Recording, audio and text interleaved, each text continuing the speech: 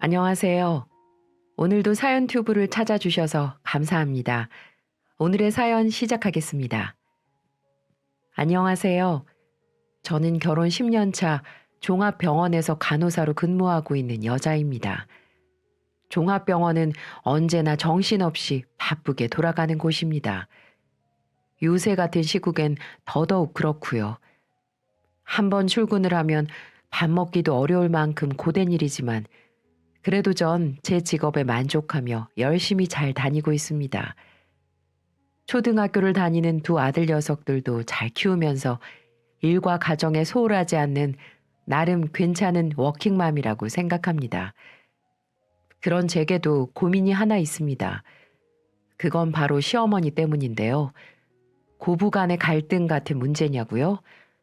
글쎄요. 이건 고부 간의 갈등 수준을 넘어서 고부 간의 의절 정도라고 표현해야 하지 않을까요? 웬만한 일로는 잘 내색하지 않는 저에게도 이 시어머니에 관한 문제는 아주 어렵게 다가오네요. 그래서 이렇게 사연을 드려봅니다. 저보다 인생을 더 살아온 분들의 조언도 듣고 싶고요. 그럼 제 이야기를 끝까지 들어주시길 부탁드리면서 시작해 보겠습니다. 남편은 수익 가구를 유통하는 회사에 다니고 있는데요. 100점짜리 남편은 아니지만 그래도 허튼 짓 하지 않고 가정에 충실한 편인 사람입니다. 우리 두 부부가 성실하게 일을 한 덕에 작은 아파트 한 채도 마련할 수 있었어요.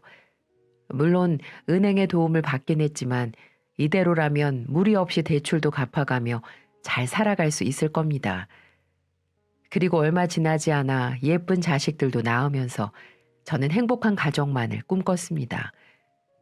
막 결혼 시작할 때 시댁은 노래교실 강사 일을 하시는 시어머니와 간암을 앓고 계신 시아버지, 그리고 메이크업 학원을 다니고 있는 남편의 여동생까지 세 식구가 함께 살고 있었죠. 시아버지가 병원을 오고 다니며 투병 중이셨지만 시어머니와의 사이는 괜찮았어요. 시어머니는 바쁘게 노래교실을 다니면서도 아픈 남편을 살뜰히 챙겼거든요. 그런데요, 이 노래교실 강사로 사회활동도 왕성히 하시고 아픈 남편의 병수발도 소홀하지 않고 철딱선이 없는 딸 자식 구박하는 시어머니에겐 사실 나쁜 버릇이 하나 있었습니다. 그게 뭐냐면 돈을 지나치게 밝힌다는 것이었어요. 세상에 돈 싫어하는 사람이 어디 있겠습니까? 그런데 이 시어머니의 돈에 대한 집착은 병적으로 심했죠. 무조건 선물은 현물이 아닌 현금이어야 하고 외식이라도 할라치면 웬만하면 용돈으로, 정 안 되면 외식 메뉴를 저렴한 것으로 바꾸고 그 차익분을 용돈으로 달라고 요구하십니다. 어디 그뿐인가요? 가족들끼리 재미로 치는 화투나 윷놀이판이 벌어지기라도 하면 어머니는 마치 올림픽에 나간 국가대표처럼 사기를 불태우며 게임에 임하십니다. 그런 시어머니 때문에 웃자고 하는 일에 서로 낯을 붉히기 일쑤였고요. 어머님, 피박에 광박에, 어머, 왜 이렇게 못 드셨어요? 계산해 보니까 38,000원 되시겠습니다. 어서 주세요, 어머니. 아이, 더러워서 못 해 먹겠네. 너는 간호사 일하면서 일은 안 하고 화투만 쳤니? 오늘 더럽게 안 맞네. 자, 가져가. 이런 식으로 말씀하시며 즐거웠던 자리가 파토나는 경우도 많았답니다. 신혼 때에는 그런 시어머니가 참 적응이 안 되더라고요. 남편은 그런 제게 시어머니를 이해하라고 하더군요. 옛날 하도 없이 살고 고생을 많이 해서 아끼는 버릇이 몸에 배서 그렇다나요? 하지만 제 시선으로 보는 시어머니는 그런 것과는 많이 달랐습니다.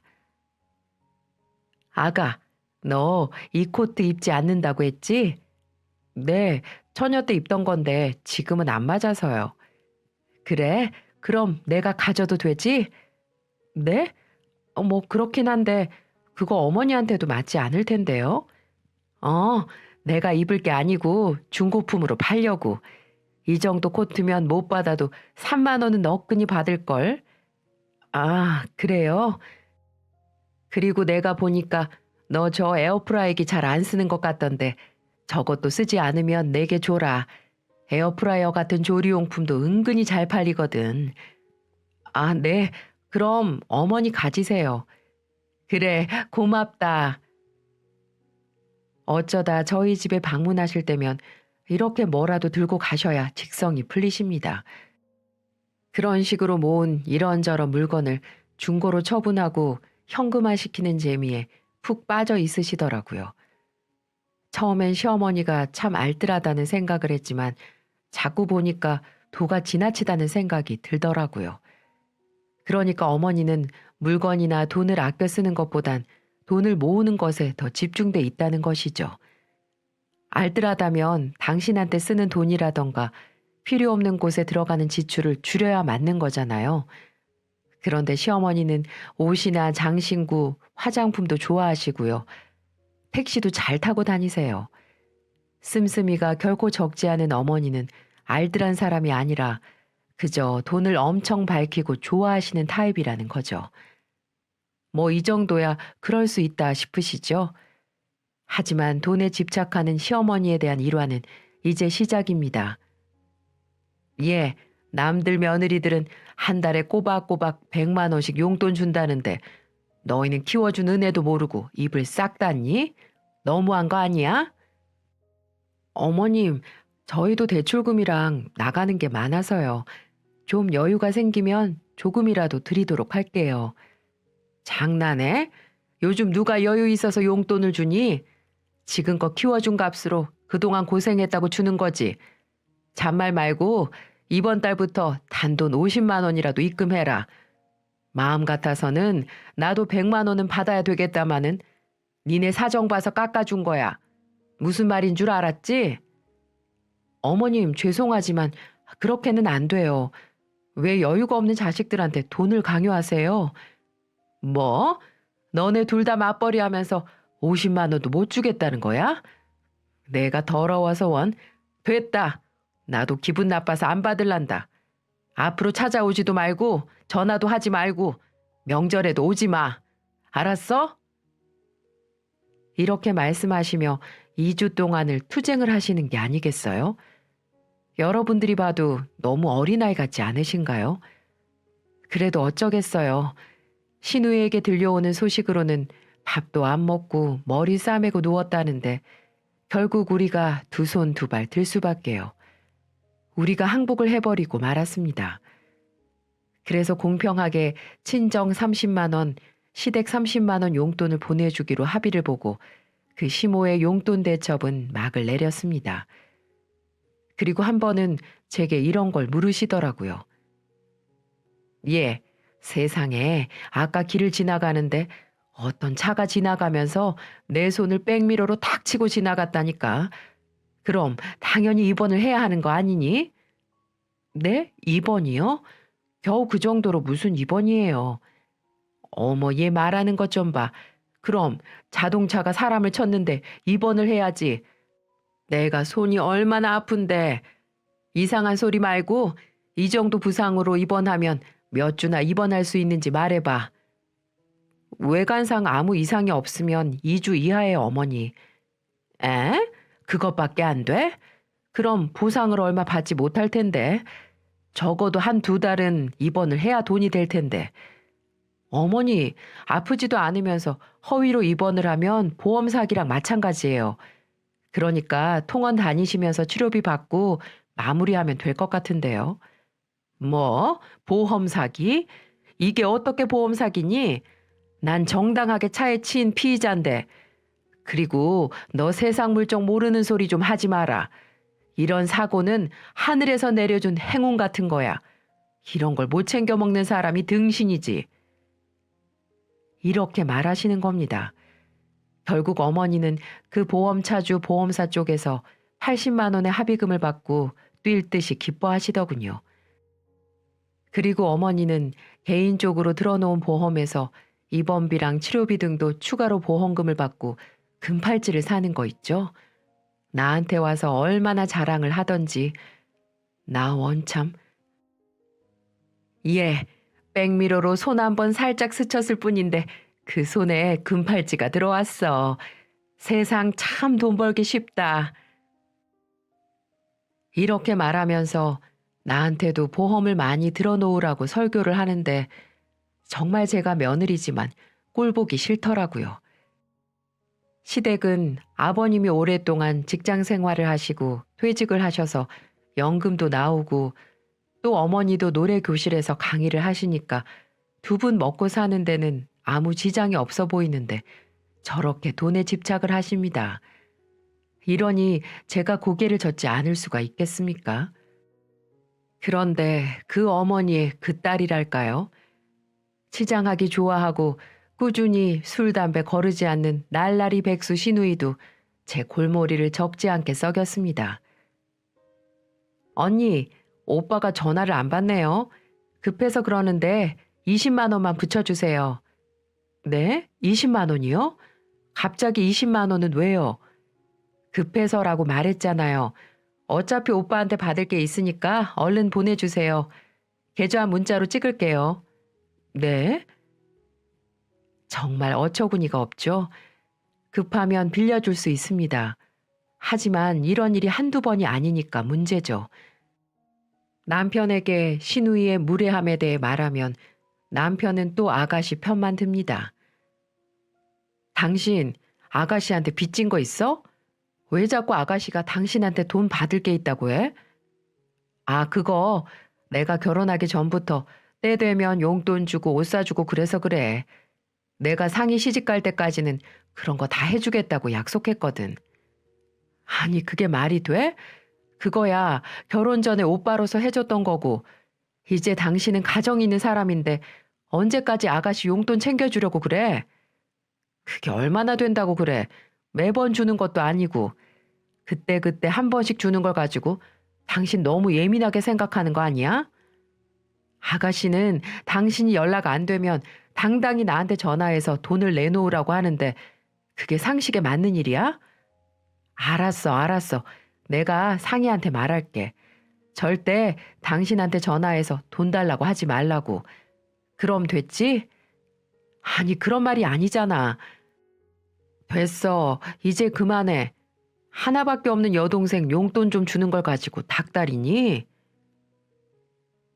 남편은 항상 이런 식이었어요.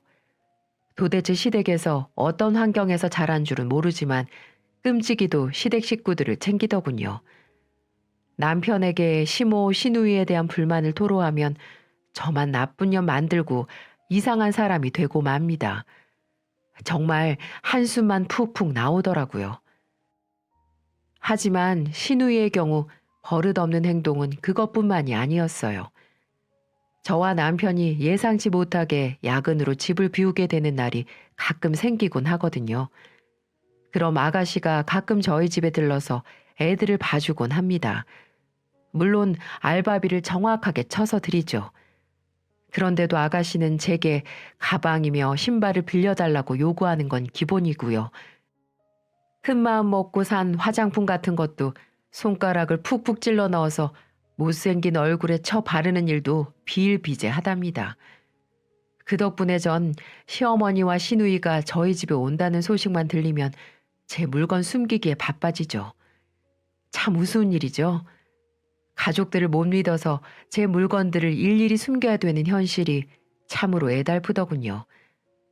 그런 아가씨가 갑자기 남자가 생겨서 연애를 하고 있다는 소식은 불에다 기름을 붓는 소식과도 같았습니다. 가뜩이나 꾸미는 걸 좋아하는 시누이인데 이젠 오죽 더 하겠습니까? 제가 대체로 수더분한 스타일이라서 그렇지 만약 아가씨 취향과 비슷한 사람이었다면 제 물건은 아가씨 손으로 넘어가서 하나도 남아있지 않았을 거예요.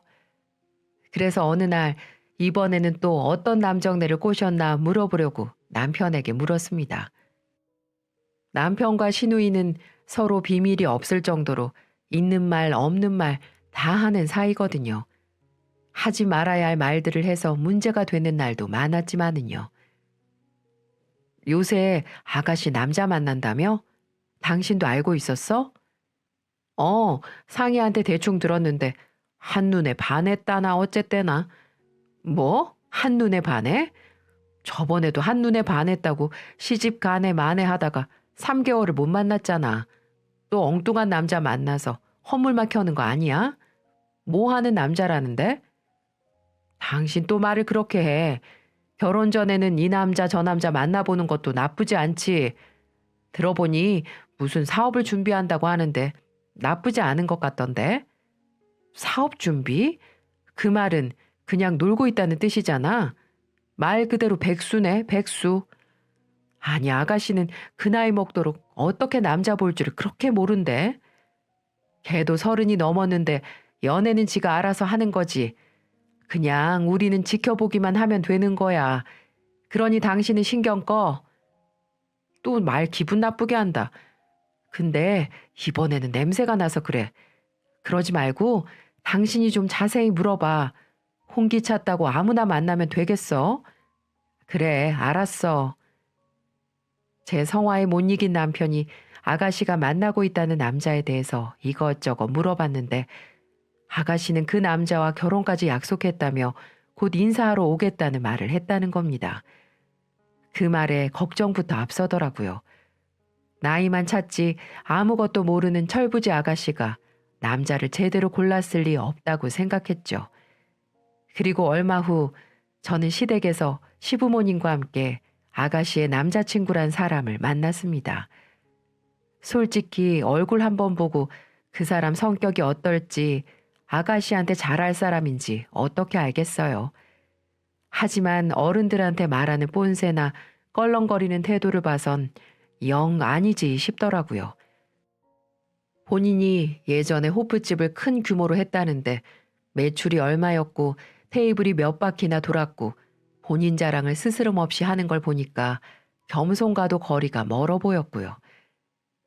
그렇게 첫인사를 마치고 난 후 가족끼리 이야기를 좀 나누어 봤는데 시어머니는 그 남자가 초롱초롱하니 괜찮다는 말씀을 하시더라고요.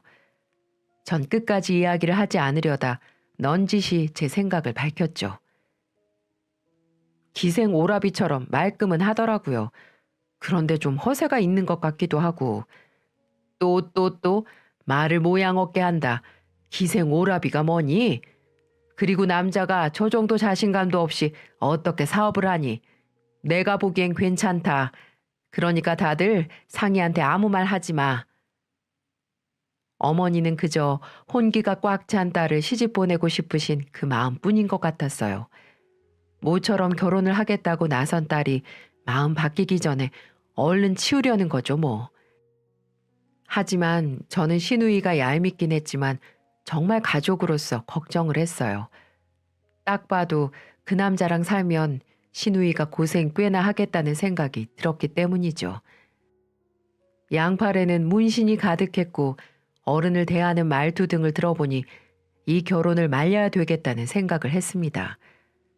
하지만 시모는 시누이 결혼을 자기가 알아서 하겠다며 밀어붙이시더군요. 그러면서 저희에게 또 돈을 부탁하는 겁니다. 걔네들 날 잡으면 큰애 너희들이 좀 도와줘야 해. 상이 저것이 뭐 배운답시고 돌아다닐 줄만 알았지. 돈 한 푼 못 모았잖아. 니들도 알다시피 아버지 병원 다니시느라 나도 형편이 시원치 않잖아. 그래도 어떡하겠어.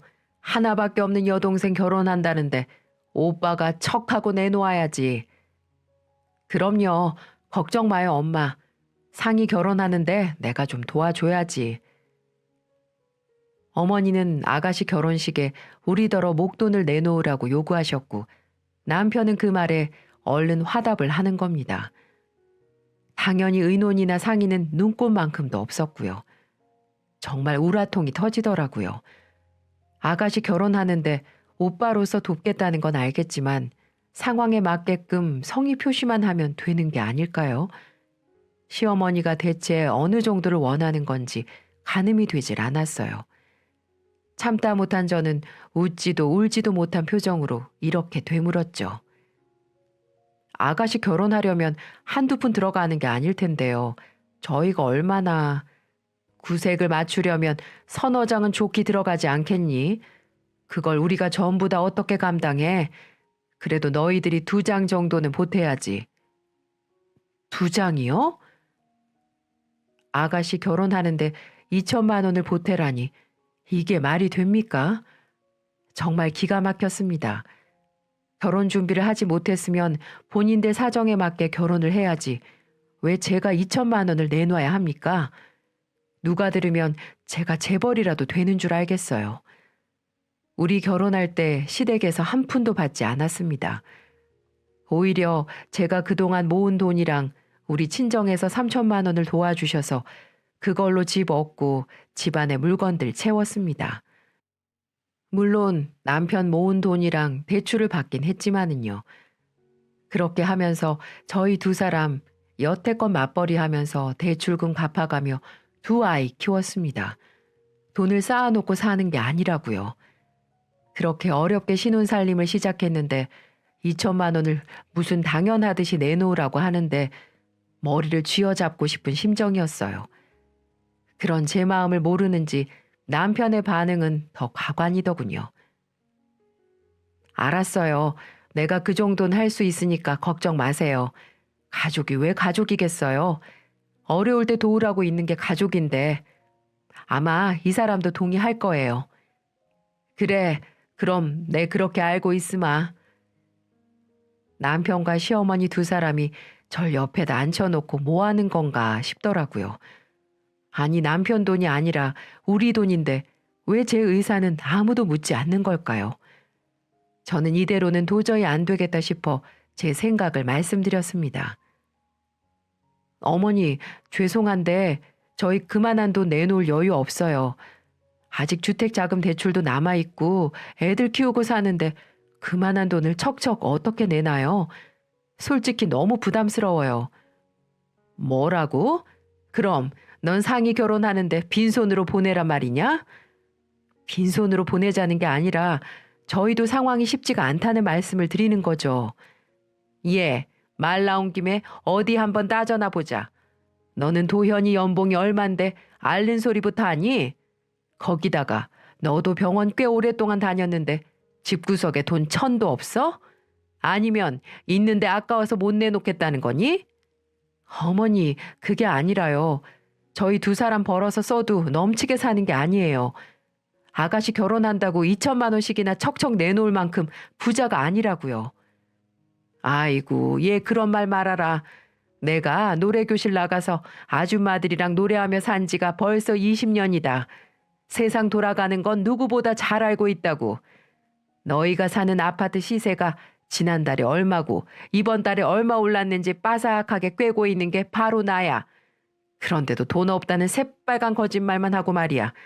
너 그렇게 안 봤는데 정말 실망이다.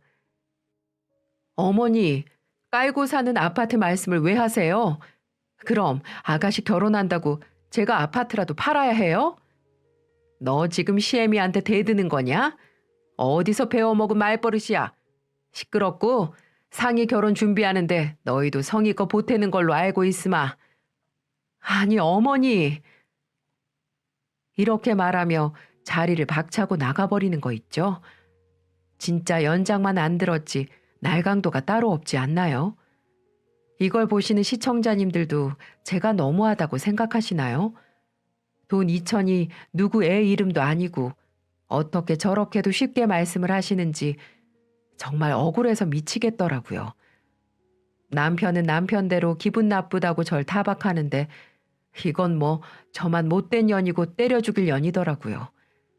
전 그날 남편과 또 전쟁을 치르고 말았습니다. 당신 내 말이 틀렸어? 아가씨 결혼하는데 왜 2천이나 보태줘야 하는데 저번에 내 동생 결혼할 때 당신 뭐라고 했어? 100만 원이면 성의 표시한 거라고 했지. 근데 당신 아가씨 결혼한다고 하니까 2천만 원 거저 주겠다고? 거참 나도 아는데 상의가 결혼 몇 번씩 하냐? 오빠가 돼서 이 정도도 못 해줘? 그리고 당신 남동생은 대기업에 다니니까 능력 되잖아. 동생이 능력이 안 돼서 좀 도와준다는데 왜 자꾸 분란을 일으키는 건데? 좀 덜 먹고 좀 덜 쓰면 그깟 2천만 원 만들 수 있잖아. 그러니까 왜 내가 아가씨 결혼하는데 덜 먹고 덜 써야 하느냐고. 몰라. 난 절대 돈 못 해주니까 당신이 땅을 파든 주워오든 알아서 해. 난 분명 말했다. 혹시라도 나 몰래 돈 빼서 주거나 대출 받아서 주면 그땐 바로 이혼일 줄 알아. 알겠어? 이건 진짜 아니다 싶었습니다. 이런 식으로 휘둘리면 한도 끝도 없을 것 같아서 저도 못을 받고 말았습니다. 100번 양보해서 300 이상은 해드릴 수 없다고 못을 박았죠. 결국 남편도 시어머니와 합의를 받고 이 소동은 300만 원 선에서 마무리가 됐습니다. 2천만 원에서 절반의 절반은 지켰지만 가진 욕은 전부 제가 먹었죠. 이 속 좁은 년, 인정머리 없는 년, 눈물이라고는 한 방울도 흘리지 않는 년. 참 돈을 쓰면서도 이렇게 욕을 먹는 건 아마 저밖에 없을 겁니다. 이런 상황을 전혀 모르는 아가씨는 그 남자와 날짜를 잡았고 결혼 준비에 여념이 없었죠. 그리고 얼마 후 상상도 하지 못한 사건이 저를 기다리고 있었습니다. 여느 때와 같이 병원에서 바쁘게 일을 하고 있는데 어머니한테 전화가 오더라고요. 오늘 아가씨랑 혼수를 보러 간다며 돕기로 한 돈을 좀 붙이라는 말이었죠. 꼭 빚쟁이들이 빚 독촉하는 것처럼 느꼈지만 이제 뭘 어쩌겠습니까? 기왕 보내드리기로 한 거 마음을 비우고 해드리는 수밖에 없었죠. 그때는 시국인지라 정신이 없을 때였는데 계속 보내라고 닥달을 하니 정신없이 돈을 계좌로 보냈습니다. 그리고 또 정신없이 일을 하고 퇴근을 했습니다. 그런데 퇴근하고 집에 와서 은행에서 날라온 문자를 보고 기겁을 하고 말았습니다. 아니 세상에 제가 미쳐도 단단히 미쳤었나 봅니다. 300을 보낸다는 게 0 하나를 더 붙여서 3천을 보낸 게 아니겠어요? 너무 정신이 없어서 후딱 돈을 보내려던 마음에 마침 적금 만기돼서 이 돈을 삼성전자 주식을 사야 하나 다른 적금을 들여야 하나 고민을 하고 있을 때였어요. 근데 그 돈을 어머니한테 보내버린 겁니다. 저는 부랴부랴 어머니한테 전화를 걸었어요. 어머니, 제가 낮에 보내드린 돈이 실수로 잘못 들어갔어요. 300이 아니라 3천이 들어갔더라고요. 그래? 난 그건 또 자세히 보지 못했네.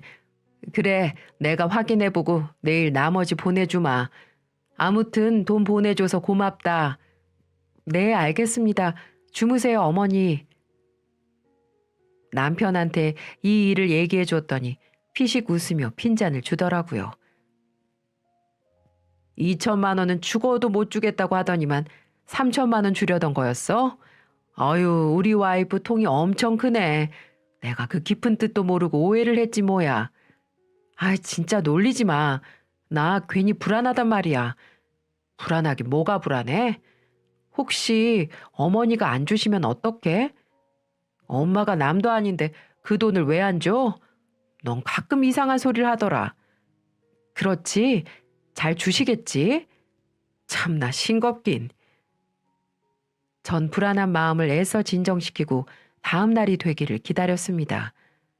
근데 아무리 기다려봐도 돈이 들어왔다는 문자는 오지를 않는 겁니다. 퇴근할 시간이 넘었는데도 돈은 들어오지 않더라고요. 그래서 다시 불안한 마음을 갖고 전화를 드렸습니다. 저 어머니 돈이 아직 안 들어왔는데요. 혹시 못 보내셨어요? 아이고, 맞다. 내가 노래교실 아줌마들이랑 수다 떠느라 깜빡했네. 내일은 잊지 않고 꼭 넣으마. 네, 어머니 부탁 좀 드릴게요. 그래, 알았다. 하지만 약속한 다음 날이 되고 또 그 다음 날이 됐는데도 어머니는 돈을 돌려주지 않았습니다. 이런저런 핑계를 대면서 차일피일 미루더라고요. 전 제 불안이 점점 현실이 되어가고 있음을 직감했죠. 어머니, 왜 돈을 자꾸 돌려주시지 않는 거예요? 지금 고의로 이러시는 거예요? 돌려주지 않다니. 얘는 말을 왜 그렇게 하니? 돌려주지 않는 게 아니라 내가 자꾸 잊어버린 거지. 너도 나이 먹어봐. 사람이 깜빡깜빡한다. 그깟 돈 얼마나 된다고 이 시간에 전화해서 난리니? 그럼 지금이라도 보내주세요. 네? 은행 문 닫은 지가 언젠데 지금 돈을 보내래. 나는 핸드폰으로 돈을 보낼 줄 모르는 사람이야. 너네처럼 젊은 사람들하고 똑같은 줄 아니? 아무튼 기다려. 때 되면 알아서 줄 거니까. 그렇게 말하면서 돈을 돌려받지 못한 게 벌써 2주가 넘어가는데 큰 소리는 어머니가 더 내더라고요. 도저히 참을 수가 없어서 남편한테 말했죠. 하지만 남편의 반응도 태평한 겁니다. 어련히 알아서 주실 텐데 왜 이렇게 야단이냐는 거죠. 어떻게 모자지간 아니라고 할까봐 꼴배기 싫은 성격도 꼭 닮았는지 전 더 이상 기다릴 수만은 없었어요. 이대로 가만히 있으면 절대 돈을 돌려받지 못할 거라고 생각했죠. 전 다음 날 어렵게 연차를 내곤 어머니가 일하시는 노래교실로 달려갔습니다. 미리 전화를 드리고 가면 왠지 핑계를 댈 것 같다는 생각에 말없이 그곳으로 쫓아갔죠. 어머니는 막 수업을 마치곤 수강생들이랑 이야기를 나누고 계셨습니다. 저를 본 어머니가 깜짝 놀라며 눈을 크게 뜨더라고요. 아니, 네가 여긴 웬일이니? 어머니한테 볼 일이 있어서 왔죠. 잘 아시잖아요. 아유, 얘는 정말. 알았다. 잠깐만 기다려라. 안색이 하얗게 질린 시어머니는 수강생들을 돌려보내곤 인상을 쓰시더라고요. 내가 준다고 했는데도 이 시애미가 도망이라도 칠까봐 쫓아온 거니? 네, 맞아요. 저 솔직히 어머니가 제 돈 돌려주시지 않을 것 같아서 불안해 죽겠어요. 그래서 왔어요. 저 원래 그런 사람이니까 어서 돈 돌려주세요. 그 돈 지금 당장은 돌려주지 못한다. 네? 지금 그게 무슨 소리예요? 왜 제 돈을 돌려주지 못한다는 거예요? 그 돈 누구한테 빌려줬어? 뭐라고요? 제 돈을 허락도 없이 누구한테 빌려줘요? 네? 내가 잘 아는 사람이 있는데 그 사람한테 석 달만 빌려주면 아주 짭짤하게 이자를 쳐준다더구나. 그래서 내가 빌려줬다. 그러니까 조금만 더 기다려라. 정말 할 말이 없더라고요. 그러니까 제 돈으로 이자 놀이를 하고 있다는 말이었습니다. 무슨 이런 시어머니가 있을까요? 전 시어머니에게 당장 되돌려 받아달라고 요구를 했지만 시어머니는 눈 하나 깜빡하지 않는 겁니다. 한마디로 배째라는 식으로 나오는 거 있죠? 전 결국 빈손으로 돌아올 수밖에 없었어요. 그리고 남편한테 이 사실을 말했더니 그제야 남편도 조금은 심각해지더라고요. 남편은 어머니랑 길게 통화를 했습니다. 그리고 제게 와서 결과를 통보하더군요. 엄마랑 통화를 했는데 당신이 모르겠지만 미주 아주머니라고 있는데 그분이 동네에서 개모임 개주이셔. 나도 그분 어렸을 때부터 몇 번 봤고. 그러니 걱정 안 해도 돼. 3천만 원에 10% 쳐주겠다고 했다고 하는데 엄마가 혹할만 하지. 그러니 우리 3개월만 기다려보자. 이렇게 황당한 말을 하는 거 있죠. 지 엄마랑 통화하기 전에는 이런 말도 안 되는 상황이 있냐며 화를 내며 전화를 하더니 나중에는 지 엄마 꼬임에 넘어가 나보고 이해를 하라고 하더군요. 하지만 일은 벌어져 버렸고 수습할 길은 없었습니다. 그렇다고 시어머니를 경찰에 신고할 수는 없으니까요. 그런데 또 저의 속을 뒤집어 놓은 일이 벌어졌습니다. 그날 밤 아가씨한테 문자가 오더라고요. 그런데 문자 내용이 기가 막히더라고요. 올케 언니 200 잘 쓸게요. 고마워요. 200이요? 아니 분명 300을 쓰라고 돈을 보냈는데 왜 아가씨는 200이라고 말하는 걸까요? 시어머니는 그 와중에도 100을 챙기셨나 봅니다. 정말 대단한 시어머니입니다. 이런 시어머니가 제 돈을 온전히 돌려주실까요? 제 한숨은 깊어져만 갔죠. 그렇게 지지부진한 석 달이 흘렀고요. 그렇게 저희 집에 자주 드나들었던 시어머니는 그동안 연락 한 번이 없더라고요. 전 시어머니에게 전화를 걸려다가 그만두고 또다시 노래교실로 찾아갔습니다. 얼굴을 보고 말을 해야 뭔가 답이 나오지. 그렇지 않으면 또 이 핑계 저 핑계 대면서 피하실 것 같다는 생각이 들었거든요. 문화센터 주차장에 주차를 딱 하려는데 마침 어머님이 누군가와 함께 나오시더라고요. 수강생인지는 몰라도 웬 남자 차에 후딱 올라타는 모양새가 이상하게 보이더라고요.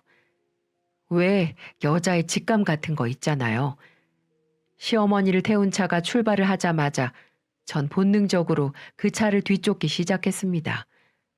큰 도로를 따라 달리는 차가 자꾸 교회 쪽으로 빠집니다. 저는 제 촉이 들어맞지 않길 빌었어요. 아무리 시어머니가 미워도 이건 아니잖아요. 암 투병 중인 아버님은 시어머니 보고 현모양처라고 늘 칭찬을 하시는데 진짜 이건 아니라고 생각했습니다. 하지만 제 바람과는 다르게 차가 멈춰선 곳은 바로 한적한 곳에 위치한 모텔이었습니다. 전 심장이 쿵 하고 내려앉는 것 같았어요. 그 와중에도 전 시어머니가 외간 남자랑 모텔에 들어가는 모습을 촬영해 두었어요. 이 집 식구들은 제 말을 도통 들어먹질 않으니까 증거를 남겨야겠다고 생각한 거죠. 그 남자의 차량 번호판도 선명하게 찍어뒀고요. 그리고 전 집으로 돌아왔습니다. 한참을 고민한 후에 남편에게 이 모든 사실을 말해주었죠. 얼굴이 시뻘개진 남편은 무척 당황하더라고요. 그리고 자신이 자세히 알아보겠노라며 우선 비밀로 해달라고 부탁을 했습니다. 당연히 저는 알겠다고 했고요. 자신의 어머니가 외도를 하는데 얼마나 창피했겠습니까? 이젠 이 사건은 제 손을 떠났다고 생각했습니다. 부디 남편이 알아서 잘 해결하길 바라는 수밖에요.